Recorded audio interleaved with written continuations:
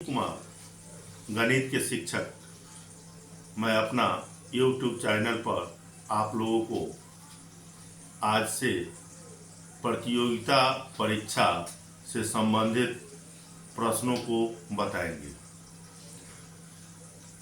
जो चैप्टर आपको पढ़ाया जाएगा गणित में, वह प्रतियोगिता परीक्षा से संबंधित वह चैप्टर होगा।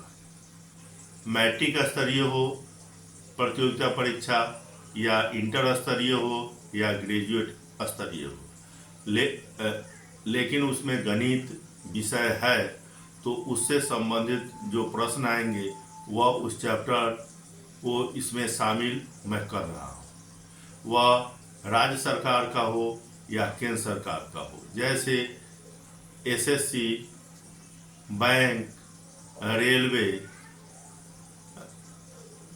राज्य सरकार के एसएससी, पुलिस परीक्षा, अग्निवीर परीक्षा, ये सभी परीक्षाओं में जो गणित के सवाल आते हैं उस सवाल को मैं हल करने का कोशिश करूंगा, ताकि प्रतियोगिता परीक्षा देने वाले छात्र छात्राएं सरल ढंग से अपने प्रश्नों को हल करें।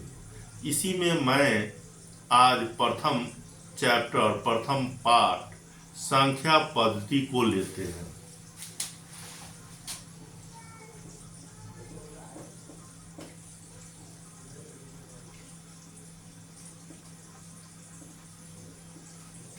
संख्या पद्धति में जो अंक है, यानी अंक आपको 0, 1, 2, 3, 4, 5, 6, 7, 8, 9, यह जो प्रारंभिक अंक है, इसी अंक से सभी संख्याएं बनते हैं।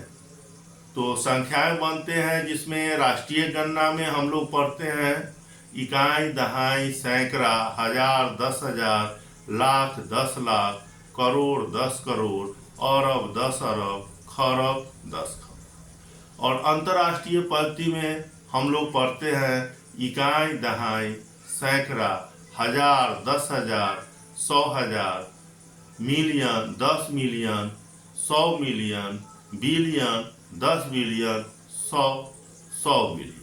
इसी में हम आते हैं संख्या पद्धति में सबसे पहले पूर्ण संख्या। तो पूर्ण संख्या है क्या, वह हमको देखना है। तो पूर्ण संख्याएं है 0, 1, 2, 3, 4, 5, अनंत। उसके बाद दूसरा संख्या है प्राकृत संख्याएं। प्राकृत संख्याएं 1 से शुरू होता है, उसमें 0 नहीं रहता। 1, 2, 3, 4, 5, 6, अनंत। उसके बाद सम संख्याएं 2, 4, 6, 8, 10, 12, अनंत तक। उसके बाद विषम संख्याएं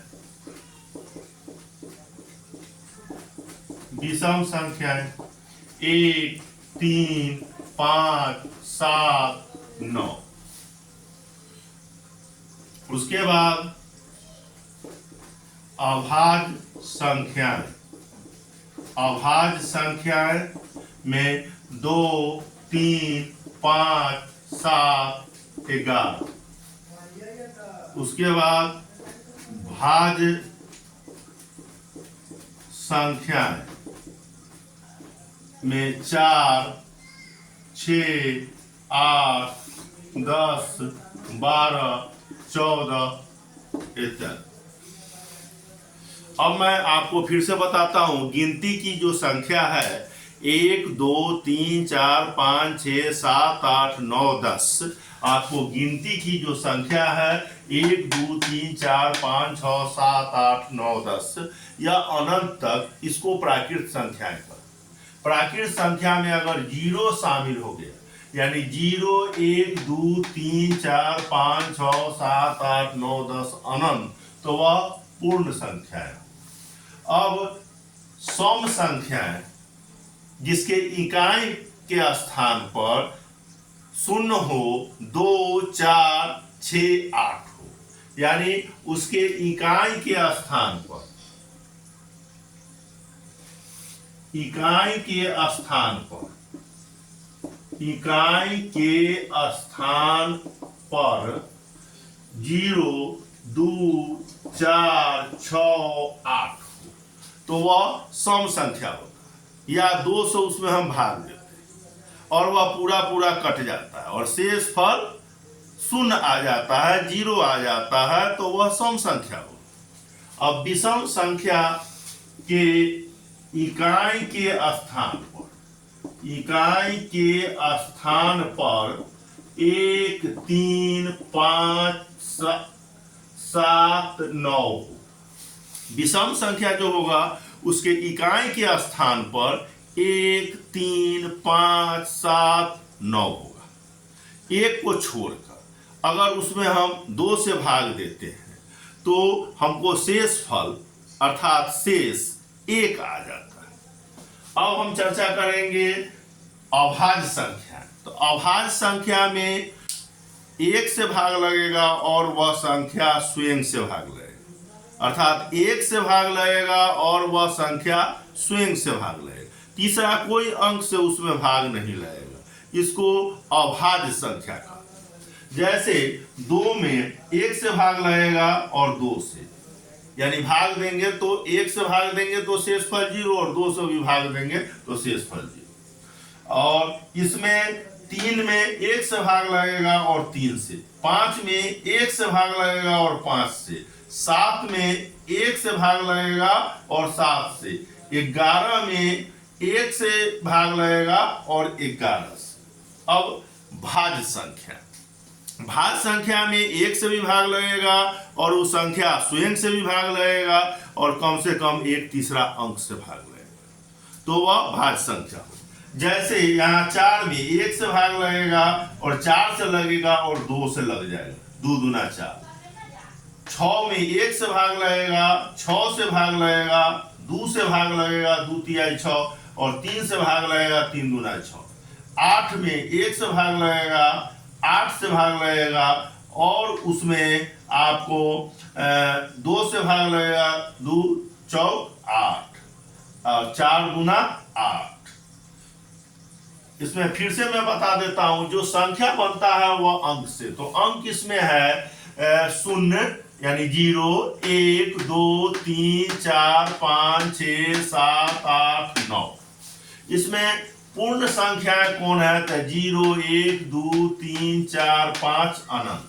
प्राकृत संख्याएं कौन है? तो 1 2 3 4 5 6 7 8 अनंत। सम संख्याएं कौन है? 2 4 6 8 10 12, अर्थात उसके इकाई के स्थान पर 0 हो, 2 हो, 4 हो, 6 हो और 8 हो। और 2 से भाग करेंगे तो शेषफल 0 आएगा, अर्थात 2 से भाग करेंगे तो वह पूरा पूरा कट जाएगा। विषम संख्या कौन है? 1 है, 3 है, 5 है, 7 है, 9 है, अर्थात उसके इकाई के स्थान पर 1 3 5 7 9। इसमें 1 को छोड़कर और सभी अंक में हम 2 से भाग देंगे तो शेषफल 1 आ जाएगा। अब अभाज्य संख्या कौन है? तो अभाज्य संख्या में 1 से भाग लगता है और वह संख्या स्वयं से भाग लगता है। जैसे 2 3 5 7 11, यानी ये 2 में भाग लगेगा 1 और 2 से, 3 में भाग लगेगा 1 और 3 से और 5 में भाग लगेगा 1 और 5 से। इसका अर्थ हुआ कि उसमें 1 से भाग लगता है और वह संख्या स्वयं से भाग लगता है। और भाज्य संख्याएं में 1 से भाग लगेगा, वो संख्या स्वयं से भाग लगेगा, 1/3 अंक से भी भाग लगेगा, चौथा अंक से भी लग सकता है। तो इसमें 4 में 1 से भाग लगेगा, 4 से लगेगा और 2 से लगेगा। 6 में 1 से भाग लगेगा, 6 से लगेगा, 2 से लगेगा और 3 से लगेगा। 8 में 1 से भाग लग जाएगा, 4 से भाग लग जाएगा, 2 से भाग लग जाएगा और 8 से भाग लग जाएगा। इसको आप लोग भली भांति से संख्या पद्धति में जब तक संख्या को पूरी भली भांति से जान जाएंगे तो इस पर वस्तुनिष्ठ प्रश्न भी इस चैप्टर में आएंगे, जिसको मैं शामिल करूंगा और उसका सॉल्यूशन बताऊंगा।